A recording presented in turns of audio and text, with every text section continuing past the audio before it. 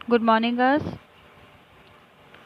हमारा आज का आपका टॉपिक है सिम्टम्स पॉइजन्स ऑफ फूड। इससे पहले हमने जो पॉइंट डिस्कशन करे थे इस पहली वाली वीडियो में, वो थे आपके भोजन से किस प्रकार दूषित हो जाता है आपका फूड जो है, और अनुकूल वातावरण, आपका ठंडा, पर्याप्त नमी, वंश वृद्धि, ये सब हमने 5 पॉइंट तक डिस्कशन करे थे। अब आगे की आपकी कंटिन्यू है। इसमें आपका है फर्स्ट, इसमें जीवित जीवाणु में ये कई प्रकार के होते हैं, यानी जैसे चूहा, जानवर तथा मनुष्य के आमाशय में रहते हैं। ये सब क्या है, यानी कुछ इस तरीके के भी पहले जो आपने पढ़ा था वो थे आपके बैक्टीरिया थे। इससे पहले जो फूड को आपके विषाक्त बनाते हैं, लेकिन ये जो हमें नहीं दिखते हैं, जो सिर्फ हम माइक्रोस्कोप के थ्रू हम देख सकते हैं। लेकिन ये जो आपके जीवाणु होते हैं, ये वाले जैसे चूहा हो गया, जानवर हो गए, तो ये सब क्या है, तथा मनुष्य के आमाशय में जितने भी बैक्टीरिया रहते हैं वो हो गए, इनको हम इजीली देख भी सकते हैं। ये गर्ल्स यहाँ पे टाइपिंग मिस्टेक है, यहाँ पे वमन है, चमन की जगह पे वमन, और मल के साथ शरीर से बाहर निकलते हैं। हमारे आमाशय में क्या रहते हैं, कीड़े रहते हैं, कीड़े हो जाते हैं। तो ये क्या होते हैं, ये मल के साथ हमारे शरीर से बाहर निकलते हैं, जिनको मक्खियाँ स्वस्थ मनुष्य के भोजन द्वारा पहुंचाती हैं। ये किसके थ्रू जाते हैं हमारे भोजन में, दोबारा से बैक्टीरिया, जो कि मक्खियाँ होती हैं, अच्छे भोजन पर बैठकर इनको दूषित कर देती हैं। और अगर हम ऐसा भोजन ग्रहण करते हैं जो कि दूषित है, तो ये हमारे आमाशय में पहुंच जाता है। खाद्य चूहे, पक्षियों के मल और इसके अतिरिक्त घरेलू कीड़े, तिलचट्टे, मक्खियाँ तथा मनुष्य के गंदे हाथों से भी भोजन हमारा दूषित हो जाता है।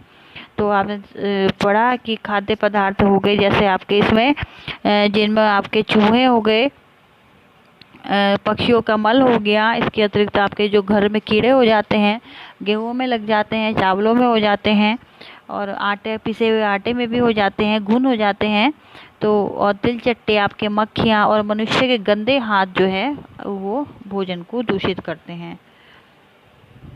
फिर अगर आपका इसमें जीवाणु वाहक मनुष्य, कुछ ऐसे हैं जिनके आमाशय में जीवाणु होते हैं, पर उनके लिए वे हानिकारक नहीं होते। मतलब हमारे बॉडी, हमारे जो बॉडी है उसमें कुछ जीवाणु, बैक्टीरिया इस तरीके के भी होते हैं, ऑलरेडी प्रेजेंट रहते हैं, जो कि हमारे खाने को पचाने में भी हेल्प करते हैं और पाचक रस को बनाने में हेल्प करते हैं। तो ये ऑलरेडी हमारे बॉडी में प्रेजेंट रहते हैं, जिनसे कि हमारी बॉडी को कोई नुकसान नहीं होता है और न ही उनका कोई हमारे ऊपर गलत इफेक्ट पड़ता है। परंतु उनके मलमूत्र में उपस्थित जीवाणु दूसरे व्यक्ति में रोग उत्पन्न कर सकते हैं। लेकिन अगर कोई मलमूत्र व्यक्ति कर रहा है उससे, और वो हमारे मोशन के थ्रू बाहर निकलते हैं, जिससे कि मक्खियाँ जो है वाहक होती हैं जीवाणु को आदान प्रदान करने में, बैक्टीरिया का आदान प्रदान करने में।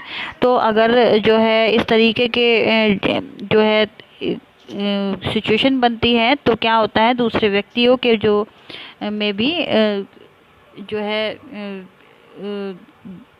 ये जीवाणु इजीली चले जाते हैं। वे स्वयं यह नहीं जानते कि उनके शरीर में किस तरह का रोग उत्पन्न करने वाले जीवाणु उपस्थित हैं। ऐसे व्यक्ति अपने गंदे हाथों से भोजन पकाकर, परोसकर भोजन दूषित कर देता है। जो ऐसे व्यक्ति हैं जो कि जिन्हें नहीं पता लगता है कि हमारी बॉडी में कुछ इन्फेक्शन है, बहुत बाद में पता लगता है, तो ऐसे व्यक्ति से क्या हो जाता है, उनके हाथों से जब वो भोजन परोसते हैं या किसी और को देते हैं या फिर खुद खाते हैं, तो भोजन उस समय दूषित हो जाता है। फिर है आपका इसमें विसंक्रामक द्रव्य। गर्ल्स यहाँ पे विसंक्रामक है, सॉरी, यहाँ पे है आपका विषोत्पादक जीवाणु। तो ये जीवाणु कैसे होते हैं, जीवाणु ये नाक, मुंह, बाल, त्वचा तथा धूल के अतिरिक्त जीवाणु घाव में पाए जाते हैं।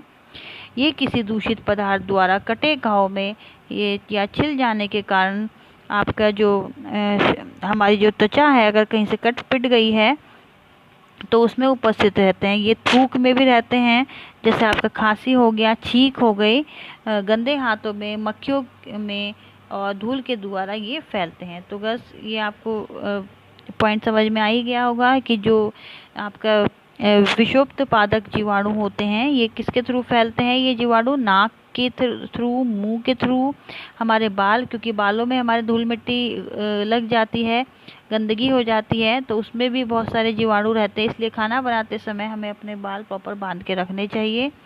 और धूल के अतिरिक्त जो है, जो घाव हो जाते हैं कभी कभी, चाहे वो हमारे हैं या किसी जानवर के हैं, फिर उसमें मक्खी बैठती हैं। मक्खी जो है संवाहक होती है रोगाणु फैलाने में। तो इस तरीके से जो है जो दूषित है या फिर भोजन को दूषित करने में जो है इन मक्खियों का सबसे ज़्यादा हाथ रहता है। या फिर छिल जाने के कारण जहाँ पे कोई त्वचा पे क्षति हो गई है वहाँ से ये रोगाणु फैलते हैं।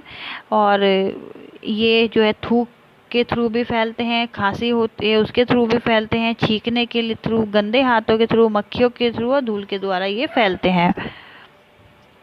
भोजन को विषाक्त बनाने वाले जीवाणुओं को नष्ट करने की विधि। फर्स्ट है आपका गर्मी। इन जीवाणुओं को नष्ट करने के लिए 40 डिग्री फ़ारेनहाइट तापमान होना चाहिए। फिर है इसका आपका सुखाना, यानी सुखाते रहने तथा नमी में नहीं रहने से जीवाणु नष्ट हो जाते हैं। ये पर्याप्त है।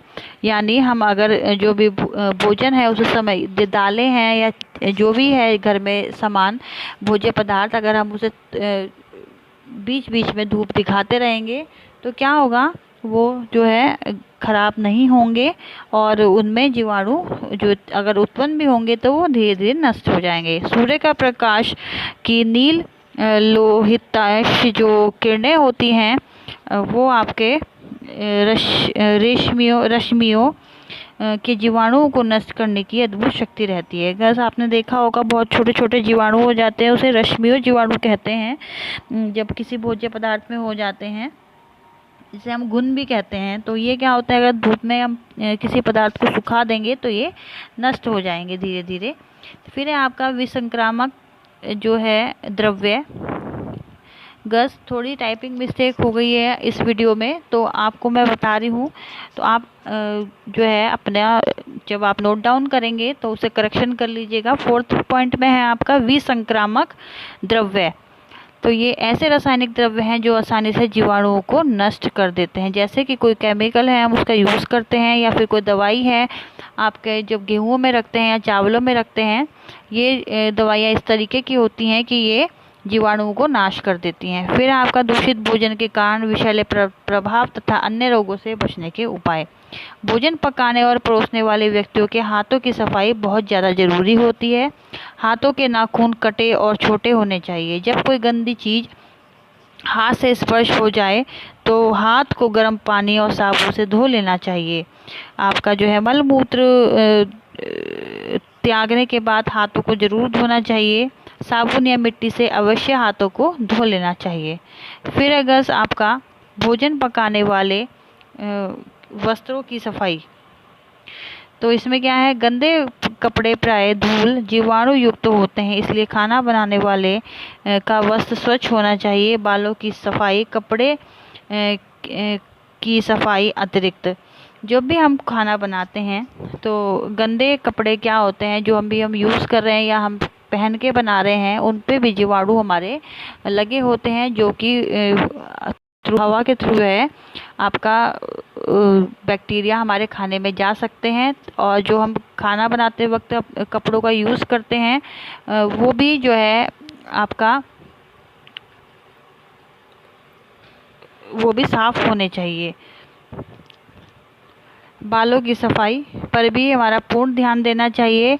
इससे भी धूल के कण जीवाणु में अटके रहते हैं इसमें, इसलिए बाल साफ, छोटे और संवरे होने चाहिए। फिर है आपका इसमें धूम्रपान। भोजन पकाते तथा परोसते समय सिगरेट का हुक्का नहीं पीना चाहिए। खैनी भी नहीं खानी चाहिए। जिस व्यक्ति के हाथ में किसी प्रकार का घाव हो उस व्यक्ति को खाना नहीं बनाना चाहिए और नहीं परोसना चाहिए। शौचालय अगर अहाते में हो तो मतलब घर के अंदर हो तो उसकी पूर्ण रूप से सफाई होनी चाहिए ताकि मक्खियाँ खाने को गंदा न करे और जो है क्योंकि मक्खियाँ संवहन होती हैं रोगाणु फैलाने में, तो मक्खियाँ और मच्छरों का सबसे ज़्यादा हाथ रहता है जो है रोगाणुओं को फैलाने में और मनुष्य को बीमार करने में। तो गर्ल्स, अगर इस वीडियो में कुछ नहीं समझ में आया है तो आप पॉइंट में से दूसरी मीटिंग में डिस्कस करिएगा। So girls, take care, okay, bye.